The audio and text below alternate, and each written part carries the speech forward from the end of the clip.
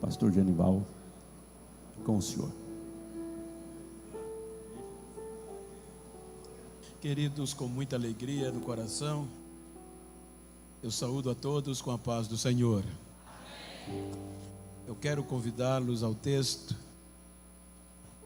para conciliar ao tema escolhido pelas irmãs, mas eu quero ler na segundo livro das Crônicas, capítulo 33, a partir do versículo 10.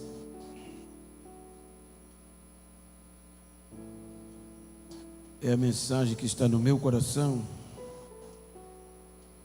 até o versículo 13.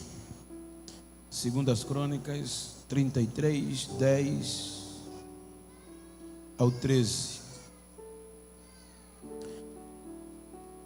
A minha versão é a versão João Ferreira, corrigida e fiel.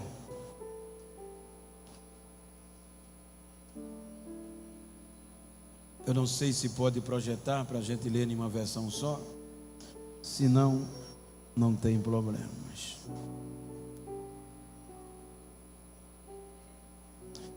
O versículo 10 diz o seguinte: E falou o Senhor a Manassés e ao seu povo, porém não deram ouvidos.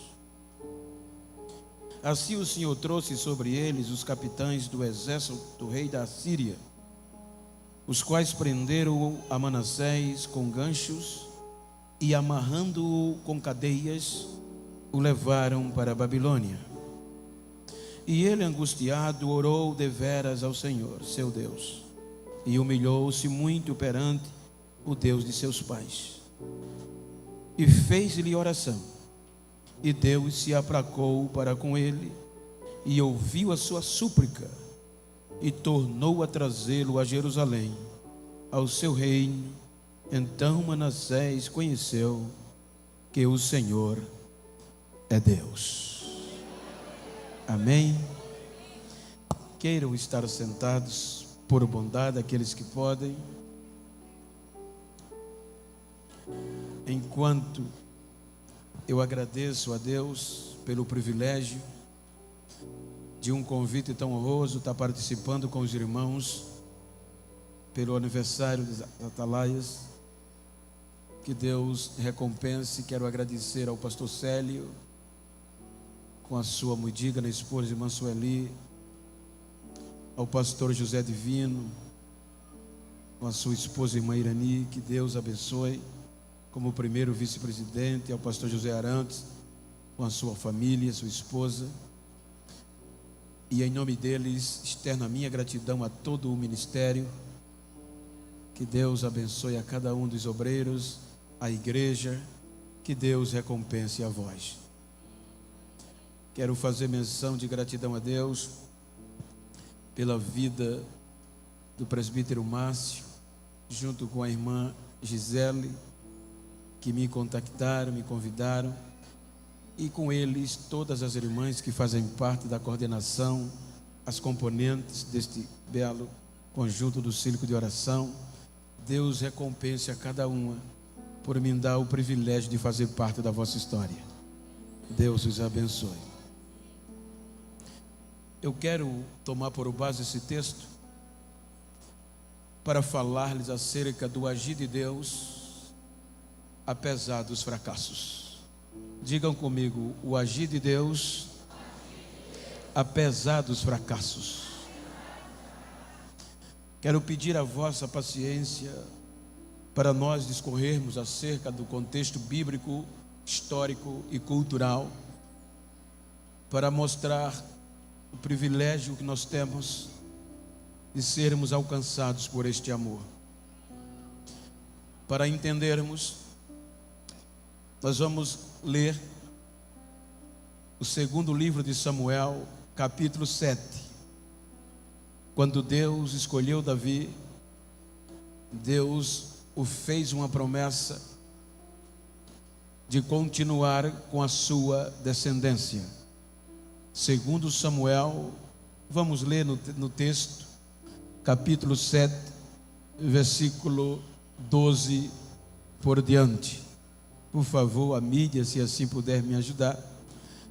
Disse Deus a Davi: quando os teus dias forem completos e vieres a dormir com os teus pais, então farei levantar depois de ti a tua semente, que procederá de ti, e estabelecerei o teu reino. Este edificará uma casa ao meu nome, e confirmarei o trono do seu reino para sempre. E lhe serei por pai, e ele me será por filho.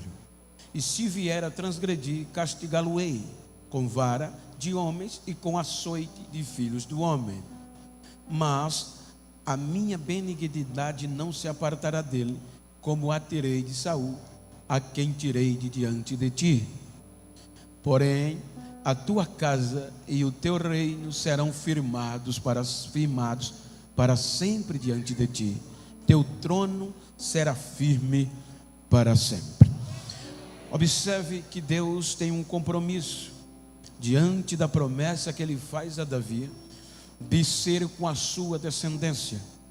Então, a partir daqui, os irmãos vão discorrer no contexto bíblico que a história da dinastia de Davi vai predominar no reino de Israel. Quando nós analisamos a partida de Davi, vem Salomão, e Salomão tem tudo para ser um exemplo excepcional, e o é no princípio do seu reino, a ponto de o próprio Deus se agradar dele. Quando nós analisamos o decorrer de Salomão, vem o fracasso, e o fracasso vem quando ele ensoberbece, e por interesses políticos e matrimoniais, ele quebra os princípios divinos, unindo-se com quem não deveria unir-se, fazendo aliança com quem não deveria fazer. Então Deus resolve rachar, dividir a dinastia davídica, que era sobre todo o Israel. Aí Deus diz a Salomão: por amor a Davi, não rasgarei enquanto vives. Então Salomão, a partir daqui, vai manter a luxúria do reino, um gasto imensurável. Mas como estava sem a presença de Deus para manter o reino, ele aumenta os impostos das tribos do norte, ou seja, a parte do norte, Galileia. E isto era um valor exorbitante. Quando ele morre, por fiel ser Deus, vem Roboão, o seu filho, e Roboão é procurado pelos representantes das 10 tribos do norte para baixar os impostos, e eles vêm pedindo a Roboão que abaixasse os impostos, que o seu pai foi muito duro, cobrando impostos que eram difíceis de serem pagos. Então Roboão aconselha-se com os seus amigos e vem dizendo a resposta, que vai aumentar mais do que o seu pai havia aumentado. Então a dinastia de Davi vai ser rachada, 10 tribos, parte liderada agora pelo rei Jeroboão, descendentes de Efraim, e só 2 tribos, Judá e Benjamim, ficam no sul para dar continuidade ao agir de Deus. Então observe que Deus já tinha tudo para desistir, para não agir mais nesta dinastia, pois o fracasso dividiu esta dinastia. Quando nós analisamos, a partir de Salomão, vem altos e baixos, altos e sobretudo fracassos, mas Deus não desiste. Chega um período caótico que parecia ser o fim. A Bíblia diz que a crise assolou de uma forma tamanha a dinastia de Davi, o reino de Judá, tanto no contexto bélico, político, econômico e espiritual. Então as nações circunvizinhas, Jordânia, Cisjordânia, Egito, e outras ameaçavam destruir a dinastia davídica, prometendo torná-la a pó, jogá-las por terra, porque não havia defesa e não haviam mais soldados à altura para defender nem atacar. Então é neste período que parecia ser o fim. Deus vai agir em meio aos fracassos e levanta um rei da dinastia davídica chamado Uzias. A Bíblia diz que quando Uzias reina, ele faz o que é bom aos olhos de Deus. Ele busca o Senhor e Deus vai agir. Então observe que nesta ação de Deus, o rei Uzias vai chamar a atenção na história bíblica. Por quê? Ele vai entrar com a ajuda de Deus, o cérebro dele abre e Deus vai lhe dar capacidade engenhosa de ele resolver os problemas. Primeiro ato, ele vai sustentar a defesa, o poder bélico, o exército, e em pouco tempo ele faz um investimento tamanho que a Bíblia diz mais de 300 mil soldados estavam prontos, preparados para não só atacar, como defender a Judá, o reino do sul. Então, quando as nações perceberam que agora havia sustentação bélica, arredaram o pé, as ameaças sumiram. Então o rei Uzias, com a ajuda de Deus, resolve o problema bélico. Agora Judá já não é mais ameaçado. Depois que o exército está pronto, aí Deus lhe dá capacidade para ele, engenhosamente, ele criar armas. É ele, biblicamente, que cria as armas de ataque, catapultas, como também escudos poderosos de defesa. Então isso amedrontava mais os inimigos e os afugentava. Então ele consegue segurança e paz para ajudar. Resolveu o problema bélico com a ajuda de Deus. Então falta o problema econômico. O problema econômico, ele vai agir. A Bíblia diz que ele é amante da agricultura. Então ele vai investir no agronegócio. E dá tão certo que a Bíblia diz que a economia alavanca no reino de Judá, a ponto que os súditos diziam que desde Salomão nunca houve um rei tão sábio, tão próspero como o rei Uzias. A Bíblia diz que o seu poder foi tão grande que ultrapassou as fronteiras. A sua fama chegou nas nações vizinhas e todos os respeitavam. Agora o rei Uzias está no ápice da fama, no ápice do poder, pelo agir de Deus. Deus era com ele. Porém, a Bíblia diz que o seu coração se exaltou por causa da fome. Ele se sentiu importante e vai tentar resolver o problema espiritual, de forma que não lhe era pertinente. A Bíblia diz que ele vai fazer o que não lhe devia, que pertencia aos sacerdotes.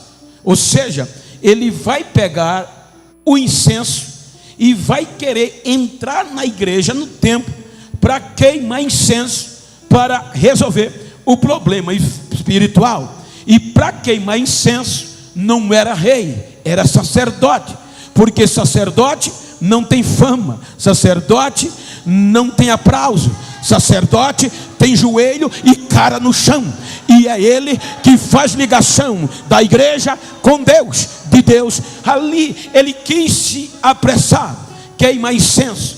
Só para os irmãos ter uma pálida ideia, que para ter culto, Êxodo capítulo 30, a partir do versículo 34, quando Deus estabeleceu o santuário, então Deus diz a Moisés: Moisés, prepara para mim um perfume específico para mim, para que eu possa descer quando vocês me cultuarem.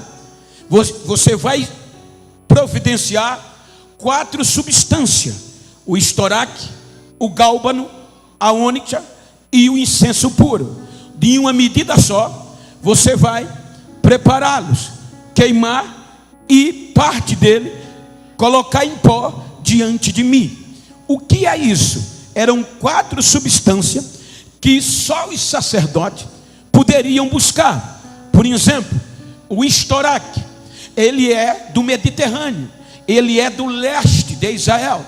Então, para ter culto, precisava ter obreiros indo dia a dia ao leste para colher as gotas do estoraque.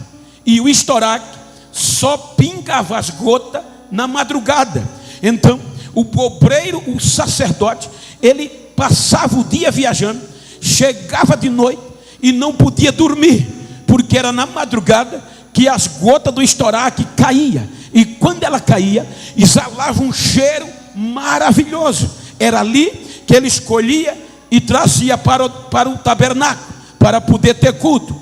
Enquanto estes passavam a madrugada acordado, esperando a gotejar, tinha outros que partia para o sul buscar o gálbano, colhia dos galhos e tinha que espremer, porque o gálbano exalava o líquido e o cheiro quando era triturado. Ou seja, depois tinha outros grupos que ia ao fundo do lago, ao fundo dos rios, ao fundo do mar, colher a ônix, que a ônix ela vem de um molusco que está no fundo do mar, no fundo do lago. Imagine, isto era diurnamente. Tinha obreiro de madrugada sem dormir, tinha obreiro com as mãos trabalhando pesado, tinha obreiro com a cara descendo no fundo, descendo para baixo para pegar a ônix. Traziam e colocavam nas mãos de Arão, e Arão ia preparar com os seus filhos. E aí, que era que acontecia? Preparava o incenso. Por quê? Este perfume era tão especial que os irmãos, lendo Êxodo 30, 34 por diante, Deus disse que qualquer homem que usasse morreria. Por quê? Porque para ter culto tinha que ter sacrifício. Para ter sacrifício tinha que ter sangue de animais.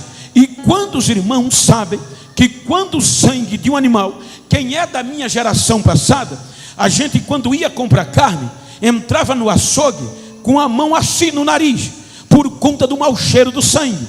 Muita gente passava mal, mosca, cerejeira, ou seja, aqueles insetos voadores cobria sobre a carne, atraída pelo cheiro ou mau cheiro do sangue.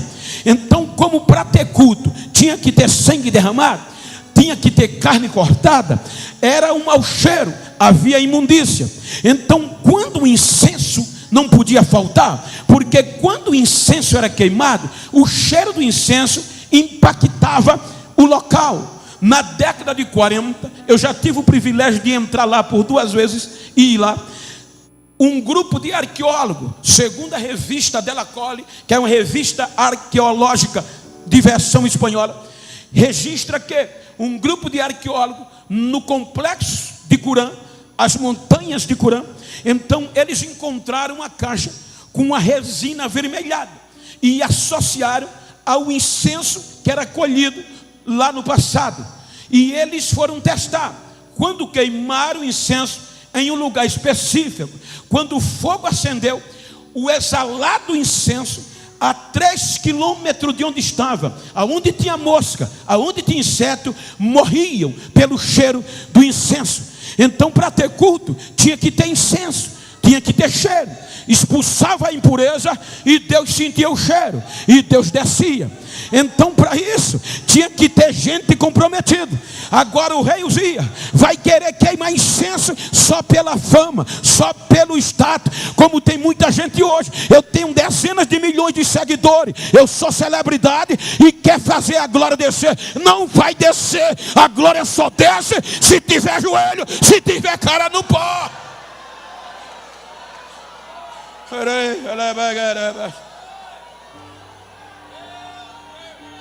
Ele vai entrar e o sacerdote diz: ei, não faça isso.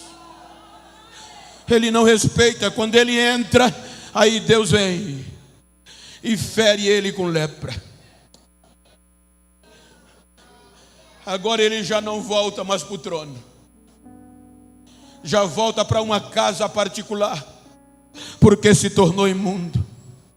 Com a saída imprevista de Uzias, o caos piorou, porque o seu filho, inexperiente ainda, Jotão, assumiu, mas não tinha poder total.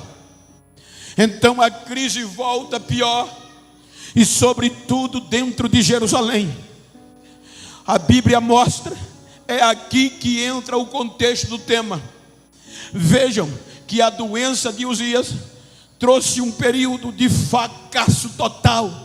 Aquilo que parecia ter resolvido, agora se tornou insensível. Por isso que quando ele morre, olha a situação.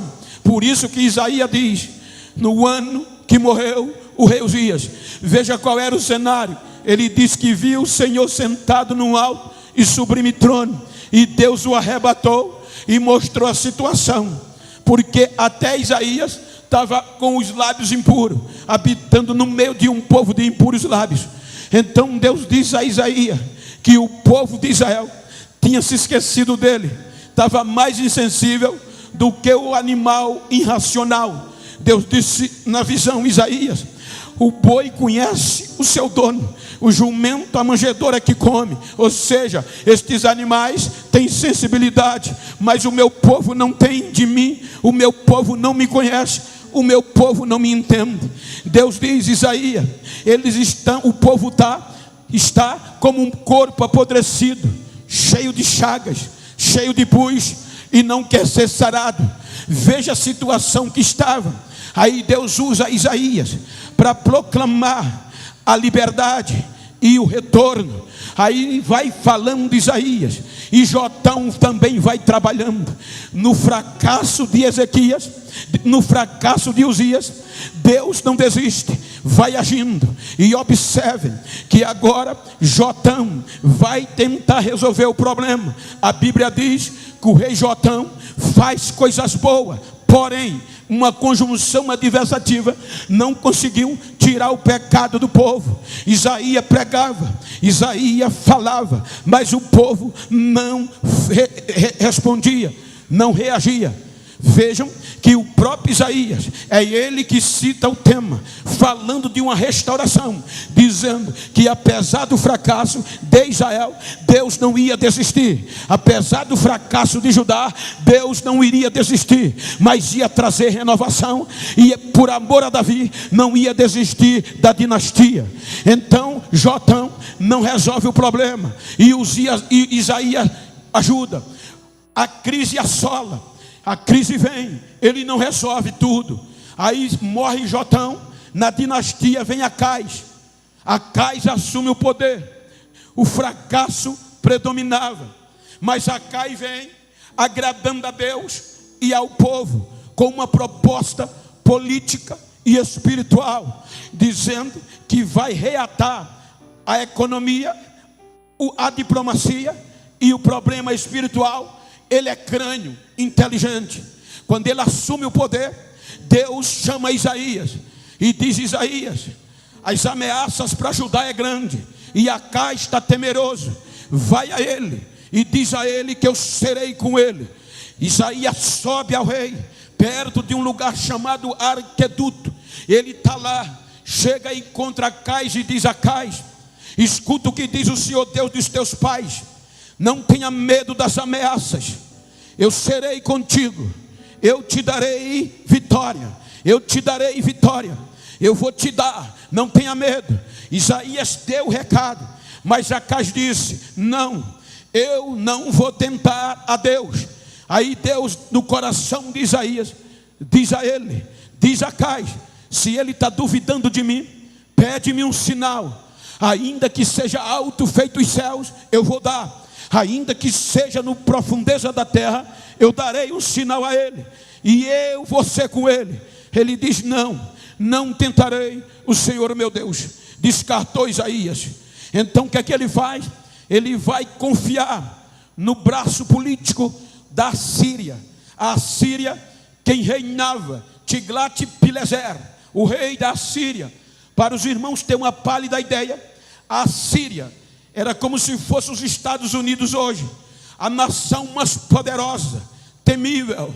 A ideia deles era dominar todo mundo, invadia as nações, queimava os deuses das nações, quebrava, jogava no fogo e humilhava. Quem se entregava, eles pegavam um anzol, um arame, e as pessoas tinham que andar com um arame preso no nariz, como símbolo de escravo dos assírios. Os que não se entregavam, eles matavam, arrancando a pele viva, arrancando cabelo por cabelo, torturando e humilhando até a pessoa morrer. Então o rei Acais vai fazer aliança diplomática para proteger Judá, não em Deus, mas dos assírios. Ele aceita e fecha e assina um contrato diplomático, uma assinatura que ia ligar Jerusalém, Judá, a Síria. E Tiglat-Pileser aceita o contrato. Olha o que eu estou falando de fracassos. Então, quando eles assinam, agora resolve o problema econômico. Por quê? Porque as fronteiras se abrem. Agora os assírios têm acesso a Judá e os judeus acesso à Síria. O intercâmbio é prático, não há mais crise, porque agora a maior nação do mundo tem comércio aberto, tem fronteira aberta diplomaticamente com Jerusalém. Qual era a proposta? Jerusalém vai pagar imposto anual. Jerusalém é vassalo dos assírios. Em outras palavras, o rei Acais vendeu Jerusalém agora à Síria, já que resolveu o problema econômico. Então Deus se cala e fica observando. O rei Acais pega os sacerdotes, queimadores de incenso, provocadores de avivamento, e leva para a Síria como ordem real. Para quê? Para não adorar mais a Deus, não queimar mais incenso a Deus, mas sim adorar os deuses da Síria, para resolver o problema espiritual. Quando estes sacerdotes voltam, já não tem mais culto com Deus. Aí é aqui que o rei Acais fecha a porta da igreja, lacra a igreja, derruba tudo que é de Deus e estabelece uma estátua aos deuses da Síria no pátio aonde havia os sacrifícios. Sobe nos montes de Judá e levanta altares aos deuses da Síria. Agora não tem mais louvor a Deus, agora não tem mais culto a Deus. A dinastia davídica fracassou, não tem mais relacionamento. E agora os deuses da Síria vão ser adorados. Não tem mais queima de incenso a Deus dos céus, aos próprios filhos. Olha que fracasso. Os assírios pegavam os próprios filhos e queimavam, jogavam no fogo em sacrifício aos deuses da Síria. O próprio rei pegava os seus filhos e jogavam no fogo para agradar os deuses da Síria. Isso, crente da dinastia davídica. Então Deus não era adorado. O fracasso tomou conta totalmente. O fracasso prevaleceu. E os filhos de Acais, entre ele tem um chamado Ezequias. Olha o cenário.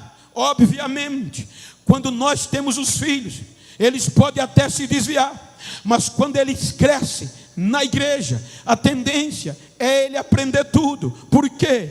Vem para debaixo do banco, participar dos ensaios, ouve os louvores já no ventre. Ele tem tudo para dar certo, mas Ezequias tem tudo para dar errado. Porque quando Ezequias nasce, já nasce sem culto. Quando ele cresce sem adorar a Deus. Ele não vê cântico de louvores no templo, porque a porta estava fechada. Ele vê os seus irmãos sendo jogados no fogo, queimados vivos, para sacrificar os deuses da Síria.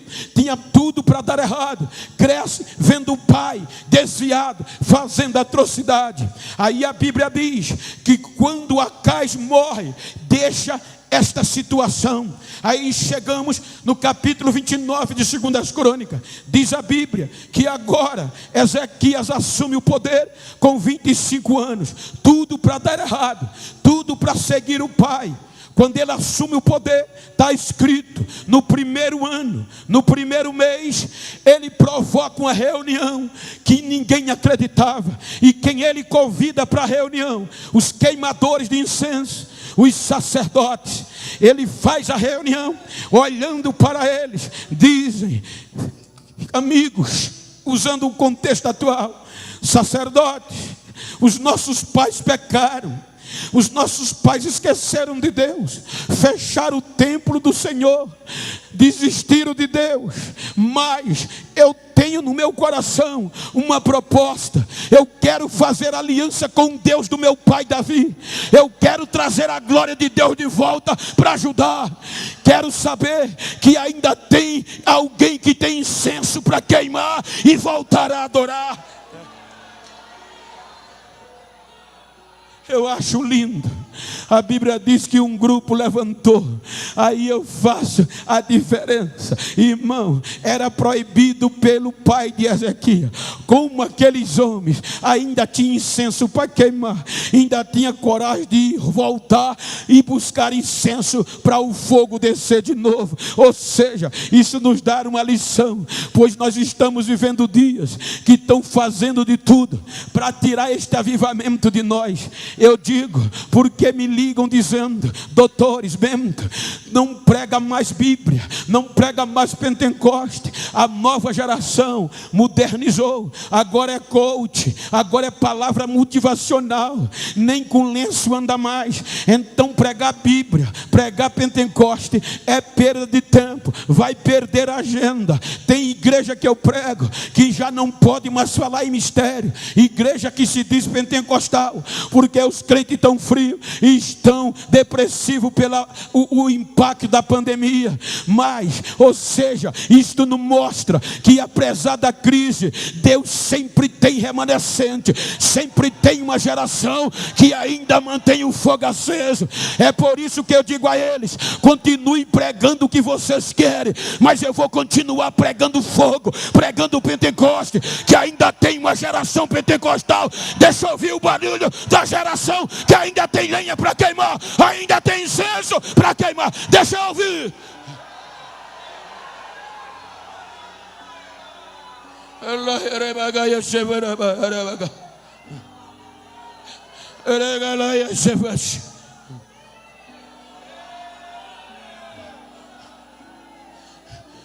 Quando ele encontra um grupo de queimadores de incenso dispostos, não era fácil, pastor Zezinho.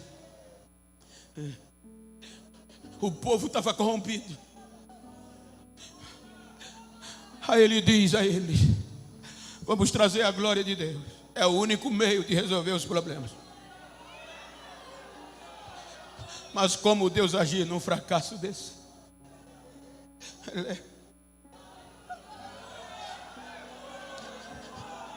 Ele diz a primeira coisa, eu quero saber se vocês têm coragem de entrar no templo e tirar a imundícia que o papai deixou. O sacerdote disse, deixa com a gente, rei. Passaram uma semana, ele abriu a porta da igreja, reformou o templo e disse, agora vamos para o desafio. A mulher desviada não vai gostar, a família vai ficar com raiva, mas eu quero saber se vocês têm coragem de ir comigo subir os montes, e aonde tiver um altar, os deuses da Síria, vamos quebrar, vamos jogar no fogo e vamos levantar um altar ao Deus dos nossos pais. Temos subir os montes, aonde tinha altar os deuses da Síria, joga, quebra, joga no fogo, e agora vai ser lugar de culto, de oração. Vai ter circo de oração no templo e em cima nos montes.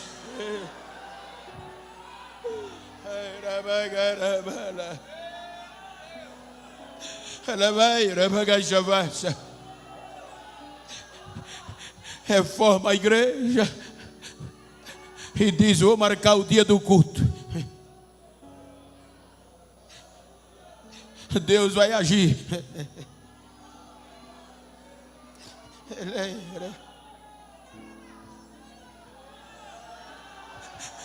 Não tem crise, não tem tempo frio. Deus só precisa de um crente doido, no bom sentido, que tenha coragem de provocar avivamento. Não vamos deixar tirar isso de nós.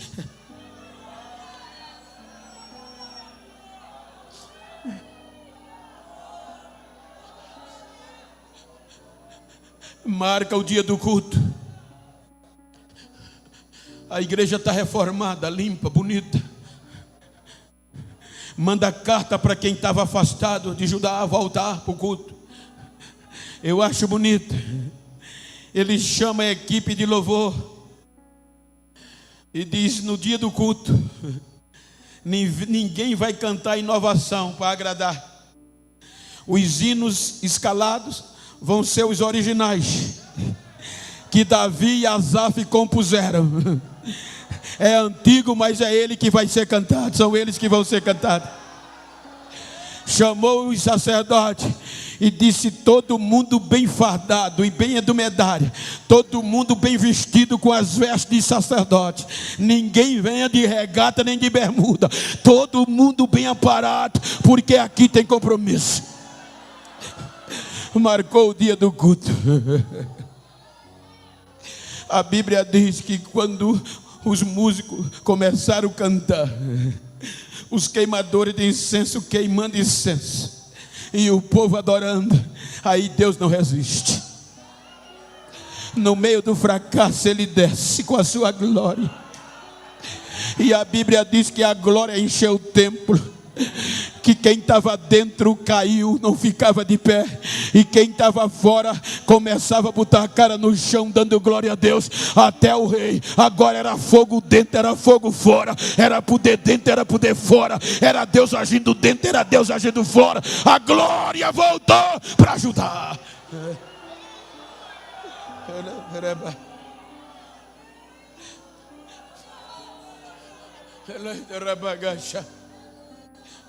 Aí agora, com a glória de Deus,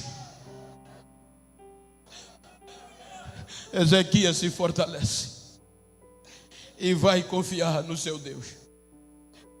A Bíblia diz que ele pega os secretários, chama-os, escreve uma carta para a Síria. Diplomaticamente já era Senaqueribe. Quando os mensageiros de Ezequias entregaram a carta a Senaqueribe, que Senaqueribe leu, fica doido, no bom sentido, porque a carta dizia: Senaqueribe, parafraseando, aqui é Ezequias, rei de Judá. Nós não vamos mais ser seus servos, não vamos mais pagar impostos. Aí Senaqueribe fica irado e manda uma carta de volta, dizendo: Ezequias, você não conhece a nossa história? Quando Ezequias leu: nós não respeitamos deuses de nações nenhuma. Todos que se levantam contra nós, quebramos os seus deuses e jogamos no fogo. E por que tu me afrontas? Quero saber qual é o Deus que vai te livrar das minhas mãos. Em qual Deus você está confiando? Eu vou invadir Judá, vou cercar vocês, nem água vocês vão ter direito de beber, vão beber a própria urina. Vou tirar o alimento e vocês vão se alimentar das próprias fezes. Quando Ezequias leu a carta, a ficha caiu, porque era verdade esta carta, era o que acontecia. A Bíblia diz que a angústia foi tão grande que é comparada à dor de uma mulher dando à luz. Ele, a sua estrutura física estremeceu. Ele disse: agora acabou. Mas ele busca o recurso. A igreja está aberta. Ele pega a carta e não procura ninguém, a não ser uma oração, um agir de Deus. Ele vai para o templo, chega no templo, joga a carta no chão e joga o joelho no chão. E a Bíblia diz que ele faz a oração dizendo: Senhor, Deus que criou os céus, o mar, o universo, a terra, tudo quanto neles há, são obra das tuas mãos. Senhor, ouve a minha oração e lê esta carta para mim. Tu tudo que está aqui é verdade. Os assírios queimam os deuses, jogam no fogo, porque não são Deus, mas tu és o único e verdadeiro Deus dos céus, que controla todas as coisas. Senhor, olha esta carta e me dá uma resposta, como eu devo agir. Levanta, chama os mensageiros e diz: vá aonde está Isaías e veja o que Deus vai dizer. Quando os mensageiros chegam em Isaías, Deus já estava lá. Aí Isaías diz: voltem e diga a Ezequias que assim diz o Senhor: não tenha medo de Senaqueribe, nem dos seus exércitos, porque eu vou agir. E agora ele vem, mas sou eu que agora vou colocar um anzol na venta dele, vou colocar um freio de cavalo na boca dele, vou fazer ele voltar pelo caminho que vem, para saber que ainda tem Deus que age. E agindo Deus, quem vai impedir? Quem vai impedir?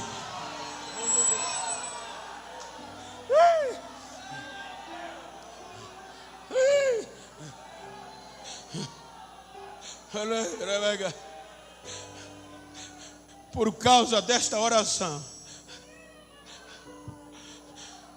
Senaqueribe reuniu os seus congregados, seu exército, uma coalizão militar. Um anjo desceu no meio do arraial.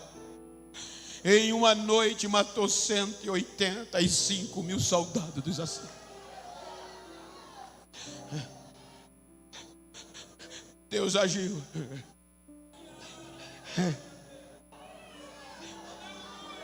Independente do fracasso.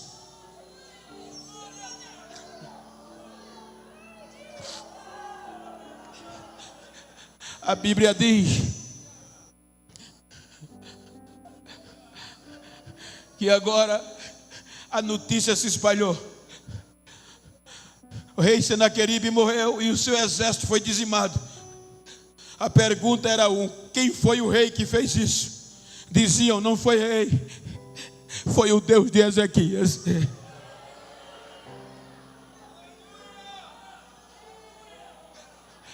A Bíblia diz que Ezequias foi exaltado e as pessoas lhe traziam presentes.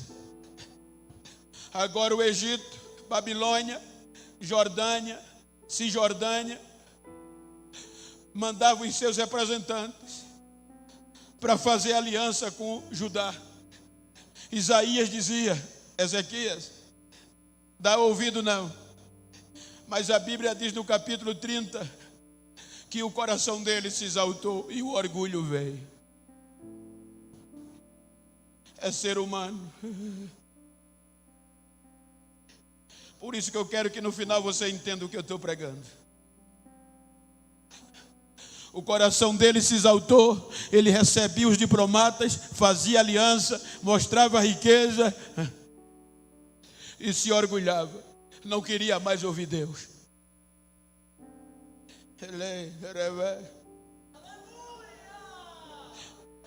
Quando ele se exalta, aí a Bíblia diz: naqueles dias ele adoeceu de uma enfermidade mortal. E a biografia dele diz que essa enfermidade começou de dentro, apodrecendo os seus órgãos internos e as suas vísceras. Então agora apodreceu ele por dentro, o hálito ficou podre, e ele não recebia mais diplomatas. Isaías não vai. A doença se agrava e estoura para o externo do corpo. Os médicos colocavam antídoto para ele beber, mas o mau cheiro aumentava. Traziam emplaste de pasta de figo para a pele sarar. Quando arrancavam, estava mais podre ainda. Só tem um jeito: enclausura ele. E ele é lacrado dentro de um quarto, sem ter acesso, e ninguém pode mais visitá-lo. A doença vai consumindo. Aí Deus diz: vou dar um ponto final. Deus vai a Isaías e diz: Isaías, vai aonde está Ezequias, podre, e diz a ele que ele vai morrer. Quem mandou Isaías ir? Deus. Diga a ele que ele vai morrer e não vai viver. Isaías entra, e já entra sem muito arrudeio. Escuta o que diz o Senhor: põe em ordem o que tem de pôr, porque você não vai ter mais tempo, vai morrer e não vai viver. Não dá direito de resposta a ele e vai embora. Se Ezequias morre, a dinastia de Davi parava aqui, porque ele não tem filhos. Quando Isaías diz que ele vai morrer, no meio do fracasso, fracassado, derrotado, podre, aí ele chora olhando para a parede, sem amigos, sem profetas, sem filhos. As lágrimas vêm e ele faz uma rápida oração de arrependimento. O orgulho perde e a sensibilidade e a humilhação vem, e ele diz: Senhor, eu não quero morrer. Lembra do que eu fiz? Eu andei na tua presença, eu fiz o que era reto, eu tenho crédito.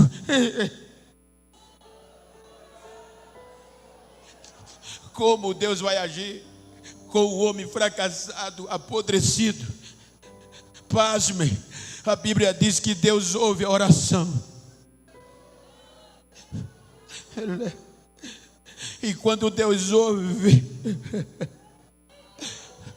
Deus olha a história dele e diz: ele fracassou, mas eu não posso desistir, tem uma promessa, tem uma aliança. A Bíblia diz que Isaías nem do pátio do templo, do palácio tinha saído. Aí Deus brada do céu: Isaías, volta, Isaías. Eu não posso desistir dele, Isaías. Ele tem história. E diz a ele que ele não vai morrer, ele vai continuar vivo, Isaías. Isaías volta. Agora já tem a conversa mais alongada. Escuta o que diz o Senhor Deus do teu pai Davi: eu vi as tuas lágrimas e eu vi a tua oração. Você não vai morrer. Deus está dizendo que tem mais 15 anos para você dar glória, para você me cultuar, para você adorar. Olha para quem está ao teu lado e diga: apesar dos meus fracassos, dá um recado quem pensava que era o meu fim: vai ter que me engolir, vai ter que entender que Deus não desiste de mim, apesar dos meus fracassos.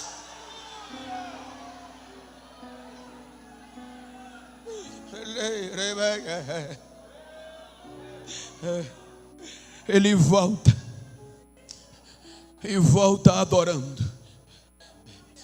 É nesta volta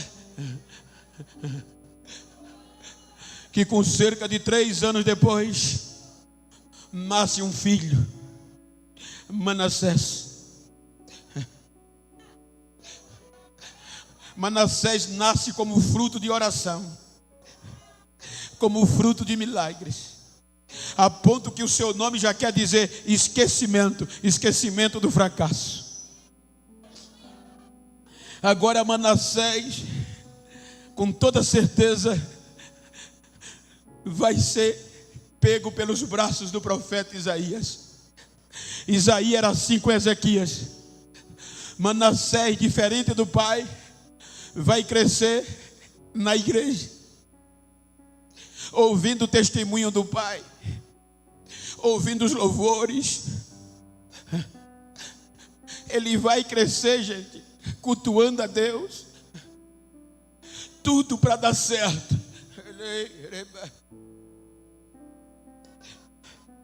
Cresceu, como trazendo para os nossos dias, só para os irmãos terem uma ideia, que era filho de rei, mas só para ter uma ideia, cresceu dormindo debaixo dos bancos da igreja, ouvindo um dos maiores profetas profetizar. Isaías. Quando ele completa 12 anos, Ezequias morre. E ele assume. Quando ele assume, não vai pôr em prática o que aprendeu com o pai, mas vai imitar o avô. Crônica, 2 Reis 21, você vai ver, e Crônicas 33. Ele faz tudo o que não deveria fazer. Tudo que era para dar certo, ele faz de forma errada. Ele fecha a igreja, ele reata aliança com os pagãos, ele tira tudo que era Deus, coloca altares aos deuses da Síria de novo nos altos, sacrifica filhos seus posterior no fogo e leva todo Judá ao fracasso, a pecar. Se você ler tudo que os não crentes faziam, ele fez pior ainda. A Bíblia diz que ele age pior do que os pagãos. Ele age pior do que aqueles que não eram crentes. E se me ajuda aí, na mídia, 2 Reis, capítulo 21, versículo 16. Apesar de tudo que eu citei, a Bíblia diz que ele matou. Olha o que diz aí. Demais disso, também Manassés derramou muitíssimo sangue inocente, até que encheu a Jerusalém de um ao outro extremo, afora o seu pecado, com que fez pecar a Judá, fazendo o que era mal aos olhos do Senhor. Ele matou e encheu, figura de linguagem, mas para dar sentido, de um lado ao outro de Jerusalém, sangue de pessoa inocente. A tradição diz que foi ele que mandou procurar e matar o profeta Isaías. Perseguição implacável. Quando o encontraram, serraram Isaías como se fosse um pedaço de madeira, para ele não profetizar mais. Olha a desgraça que esse menino fez. Tudo tinha para dar certo, mas deu errado. Aí Deus, pasme, o texto que a gente leu na leitura diz que mesmo assim Deus falava com ele, queria falar com ele, mas ele não dava ouvido. Por ele não dar ouvido, aí Deus tirou as mãos. Quando Deus tira as mãos, o exército da Síria vem por meio dos seus capitães, captura Manassés, coloca cadeias, joga ele no meio dos espinhos. Agora, como escravo, fora do trono, como bandido, preso no meio dos espinhos, no meio das cadeias, sem probabilidade, jogado lá. O que é que a gente faz? Pastor Zezinho, o senhor ia buscar esse homem e ia dar a carta a ele, para ele sentar no seu púlpito? Ia não, eu não daria. Quem de nós colocava esse rapaz para dirigir o conjunto?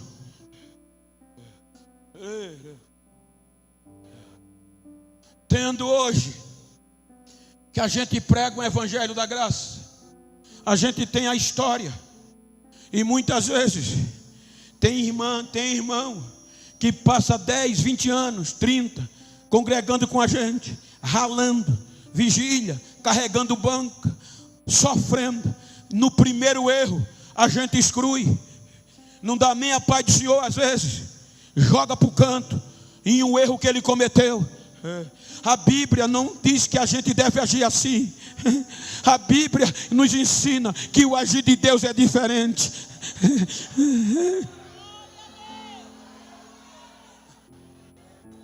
Quando ele está no nada, desacreditado, a Bíblia diz que ele lembra dos testemunhos do Pai. Ele lembra do profeta Isaías. Ele lembra do que aprendeu. Aí o arrependimento vem, o orgulho vem. E pasmem, os judeus acreditavam que Deus não ouve oração fora de Jerusalém. Ele estava na Babilônia, preso entre os espinhos com cadeias. Aí a Bíblia diz que ele volta ao período de criança no pensamento e vai orar ao Deus de seus pais. E ora, insistentemente, humilhado. Quando ele ora, pasmem, Deus ouviu.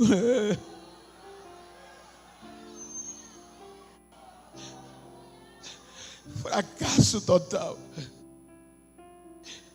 Você leu o ápice do fracasso, ele atingiu.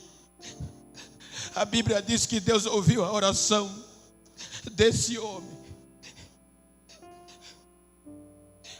Cruzou as fronteiras de Jerusalém, entrou na Babilônia. Tirou Manassés dos espinhos. Tirou ele da sua prisão. E trouxe ele de volta para Jerusalém.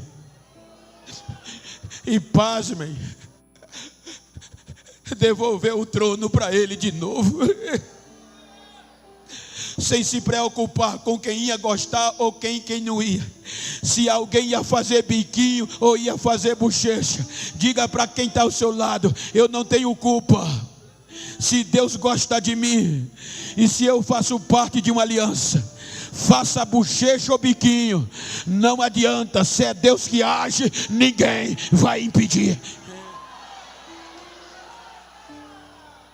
Quando ele toma de volta o trono, a Bíblia diz, ele reconhece que o Senhor é Deus, reabra a igreja, derruba os altares. Agora ele vai viver um grande avivamento. Ele morre e ninguém tira mais a fé dele. Ele morre dando glória a Deus e fazendo e dizendo que Deus é Deus e não há outro fora dele.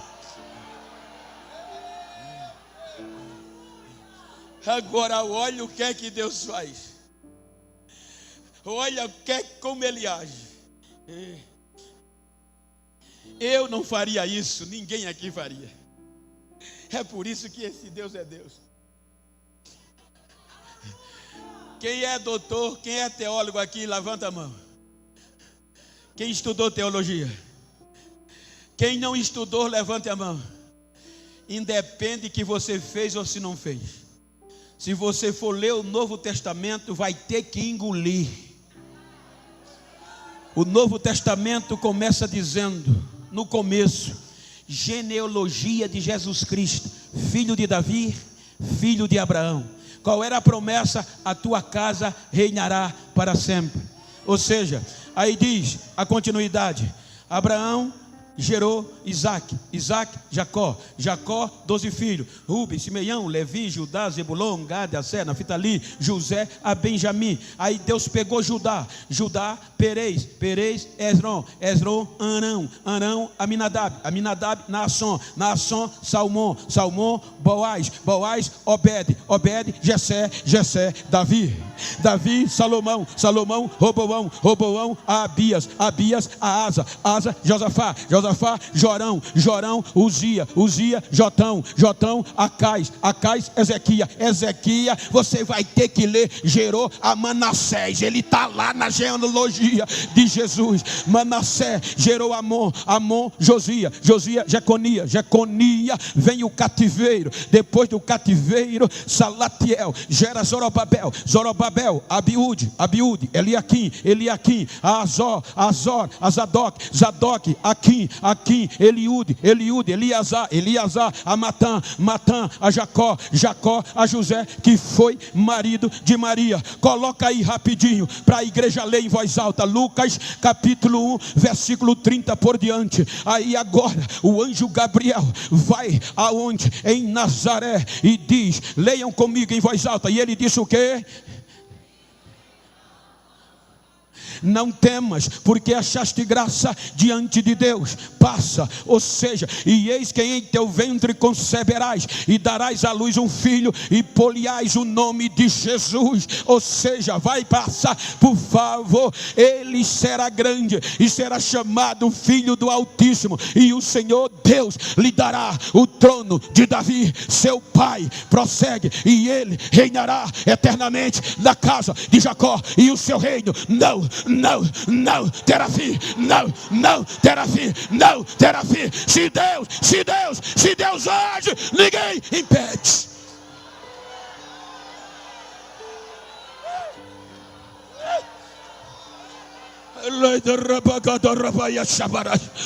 Não me tenha como menino, mas é que a unção está transbordando dentro de mim. Deixa eu adorar. Recebe a unção aí. Vai, quem tem línguas estranhas fala. Quem não tem seja batizado agora.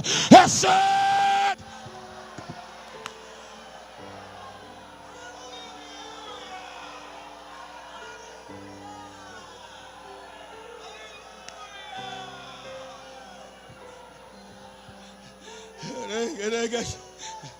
Em toda essa história recheada de fracassos, mas Deus não parou de agir. Eu não estou pregando para super crentes. É aqui que eu quero concluir. Eu não estou pregando para super-heróis. Quando a gente lê, a gente só vê o agir de Deus nos milagres, fazendo coisas, curando, salvando. A maior ação de Deus é a sua graça através das nossas falhas. Ele não desiste de nós.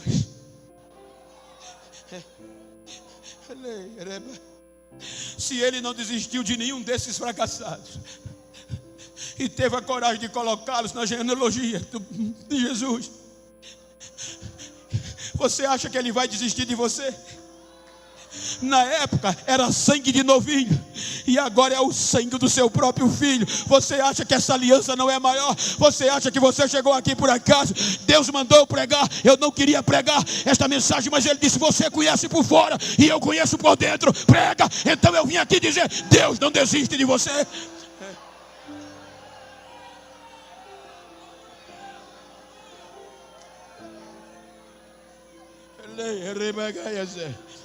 Me pediram, vocês já ouviram, mas me pediram. Quantas vezes eu estou aqui hoje? Vocês viram a honra que o pastor Zezinho me apresentou. A honra de obreiros vir me abraçarem e dizer a alegria de me conhecer pessoalmente. Isso não tem preço, gente. Porque quantas vezes eu ouvi que eu não valia o que comia.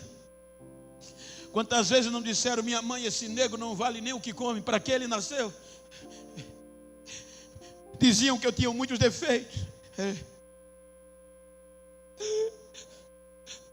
Mas um dia, um irmão me procurou, irmão Jailson, e disse: eu conheço alguém que acredita em você. Eu disse: mas eu sou um fracassado, um derrotado. Ele disse: ele é especialista nisso. 3 meses me evangelizando, me levou para a igreja. Jesus me aceitou, com todos os meus fracassos e decepções. Com 15 dias fui batizado com o Espírito Santo. Com 26 dias fui batizado nas águas. Com 1 mês eu já estava pregando no canavial, aonde eu cresci. Eu cresci dentro do canavial. Aqui tem conterrâneo que sabe. 1 ano e meio de crente. Estava no culto, o pregador pediu para eu ficar de pé e disse que Deus ia abrir as fronteiras do mundo, e a minha vida ia ser para restaurar outras vidas. Terminou de pregar, terminou o culto do domingo, quarta-feira. Um grupo de obreiros me procurou, porque sabia que eu era crente demais, e disse: Bento, Ogeno, a gente veio te aconselhar para você desistir daquela profecia. A gente veio te aconselhar para você desistir e não dar crédito. Mas por quê? Porque é impossível. Olha onde tu mora, dentro do canavial. Cortei cana até os 17, 18 anos. Tu é pobre, analfabeto e preto. Obreiros, quando disseram isso, eu disse: vocês têm razão. 1 ano e meio de crente, não vou mais entrar numa igreja. No outro dia eu fui na igreja, orar meia hora para não voltar mais. Quando eu entrei na igreja, que dobrei o joelho, que deu meia hora, que fui me levantar, não consegui. Tinha 2 mãos nos meus ombros, me pressionando para baixo. Eu achei que era alguém, não era, não vi ninguém. E veio uma voz dizendo: quando eu te escolhi, já sabia das tuas fraquezas, mas eu te escolhi. Você é um projeto meu. Eu não desisto de você. E hoje eu vou te mostrar quem sou eu. Eu já estava decidido a não voltar mais. 4 horas da tarde eu saio da oração. Quando eu vou para casa, vem um jovem, irmão Paulinho, o Bento.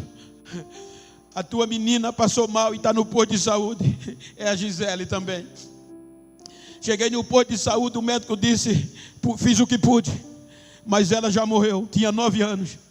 Peguei nos meus braços, saí do posto. Quando eu saí do posto de saúde, as pessoas meneavam a cabeça, debochando: cadê o teu Deus? Quando eu fui entrar para a rua da minha casa, uma fazenda, aí o Espírito Santo disse: vai para casa não, leva ela para onde você estava, que eu vou te mostrar quem sou eu. Passei direto, foram dizer o doutor, aleluia, ele está doido, foi para a igreja. Cheguei na igreja, tinha deixado a porta entreaberta, empurrei, caí por cima do defunto, joguei ela no púlpito, na frente do púlpito, caí por cima, minha esposa gritando, e eu comecei desesperado: acabou, não sou mais crente.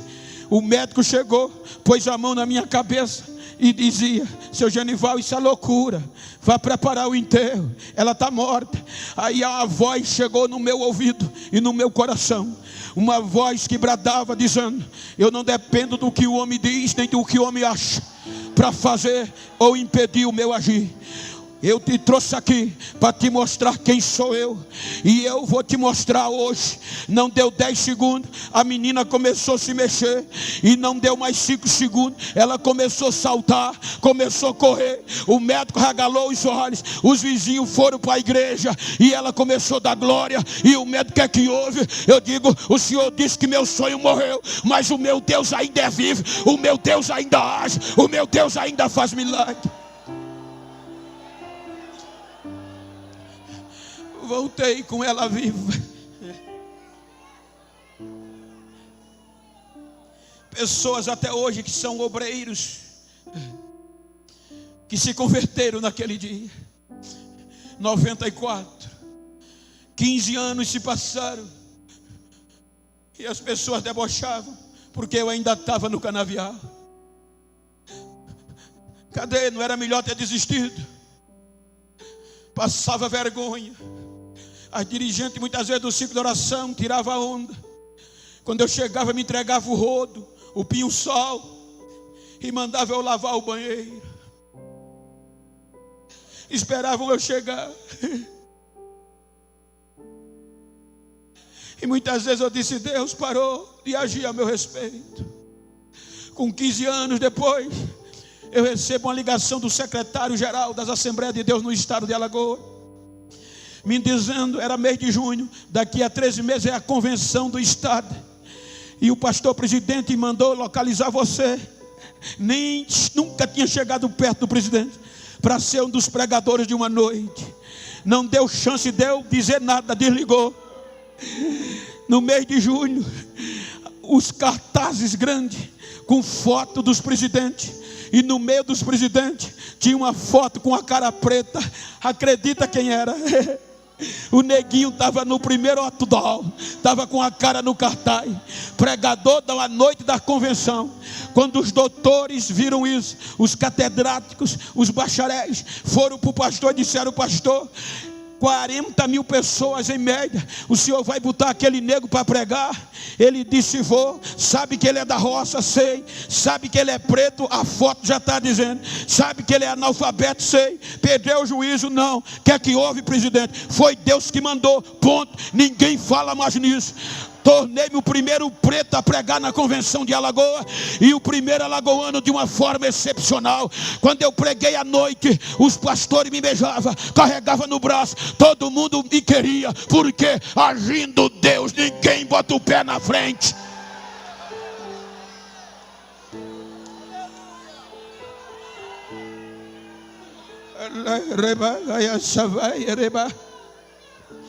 estou dizendo isso para te motivacionar, não é por vanglória.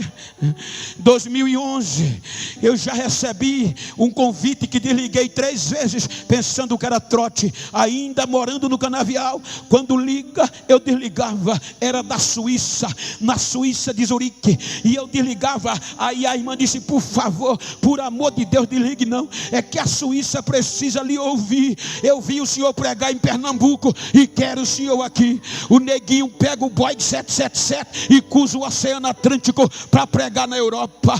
2014 já era o Japão, arigato.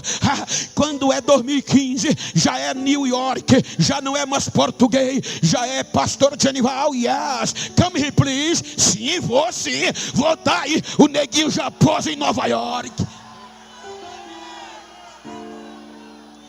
De lá para cá Jesus tem operado.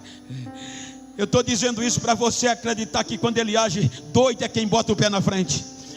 Viajo, só para você ter uma ideia, em 5 anos, já fui mais de 100 vezes nos Estados Unidos, já fui mais de 50 vezes na Europa, já fui no Japão, já andei mais de 25 países em vezes repetidas. Ou seja, voltei essa semana dos Estados Unidos só para atender vocês em Macapá. Já volto para lá de novo quinta-feira, e depois vou para Londres e Paris.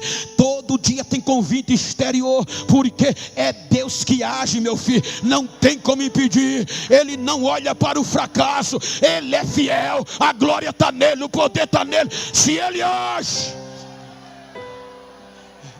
fique de pé, por favor.